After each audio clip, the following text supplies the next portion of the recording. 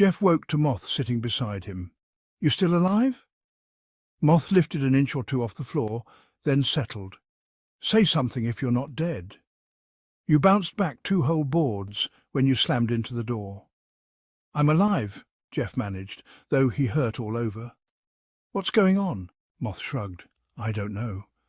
Cockroach said you used to be the human that lived here, then you died and went into a fly's body. Then we met and I told you what Cockroach said and—" Jeff cut him off. "What do you mean, went into a fly's body?" "Don't know." Moth kept his voice low. "That's just what he said. Spider might know more, but I already told you we should stay away from her." Moth glanced back towards the corner. "Never go past the recliner. She can't get to you there." He leaned closer. "I think she's a witch." "A what?" "A witch?" Moth repeated. "What do you mean? A witch?" "Just watch her a while, you'll see. I hear she knows things." Jeff shrunk back. "What kind of things?" Moth leaned in even closer. "Who knows what all a spider knows? She's been here the longest, though. Nobody knows how long. Cockroach says his dad and Grandpa told him the same thing." Moth took a step forward but kept talking. "Cockroach also says that after she comes out and does her dance or ritual thing she does, anyone who gets near her corner never comes back." Jeff let the conversation die. He wanted to be left alone so he could think, but as daylight faded, the apartment came to life. Several of Cockroach's kids ventured out onto the counter in search of the evening meal, and Moth fluttered off to say hello.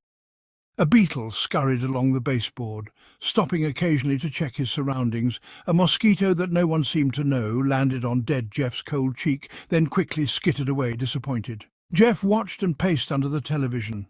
The freedom of flying fascinated him, but he knew nothing of his new terrifying world. Moth fluttered back to the stand and stood by Jeff. "Why are you still hanging out around here? Get out and see the world." Moth flew a lap around Jeff and landed in front of him. "Come on, follow me." Moth poked Jeff's wing and lifted off. Jeff followed. "Where are we going?"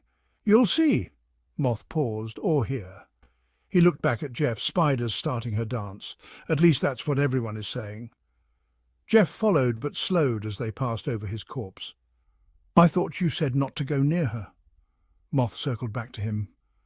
"I did, and we're not. We're just going to watch from the back of the recliner. I said don't go past the recliner. Remember, Cockroach said she won't mess with us there." Moth reached the recliner first and quickly landed. Jeff touched down beside him without taking his eyes off of the plump black dot squatting in the ceiling corner above. "What's she doing?" Jeff wasn't certain he really wanted to know, but before Moth could respond, he heard and saw the answer. Beautiful vibrations washed across his antenna as Spider stepped away from the ceiling and danced on the air. "Told you." Moth's wings quivered as he mouthed the words. Jeff froze. He had never witnessed a spectacle both so beautiful and horrifying. Spider floated mid-air, 6 inches from the wall and ceiling. Her legs bounced up and down. Beautiful vibrations filled the room as she played her invisible chords. Her plump body swayed to the rhythm.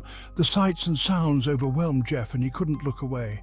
Then her voice, soft and smooth, beckoned him. "Hello, Jeff the Fly. It's a pleasure to finally see you face to face." She slowed and the vibrations slowed. "I see you've met Moth." Spider lifted one of her front legs and motioned to Jeff's new friend. Moth screeched, "I told you! She's a witch and she knows my name!" He fluttered behind Jeff and whispered in his ear, "I told you." Jeff wanted to remind Moth that it was his idea to get this close, but Spider's performance quickly overwhelmed his fly brain and commanded his full attention. "You may leave if you choose." Spider's silky voice slid across Jeff's antennae. "I promise I won't pursue." She let her body fully rest and the music died. "Besides, your new friend is already leaving without you." Spider's legs moved and the music restarted. By the time Jeff turned to flee, Moth was already halfway past Jeff's dead body. Jeff the Fly flew after him and stayed low to the floor. They buzzed past his head, over the worn flooring and towards the television.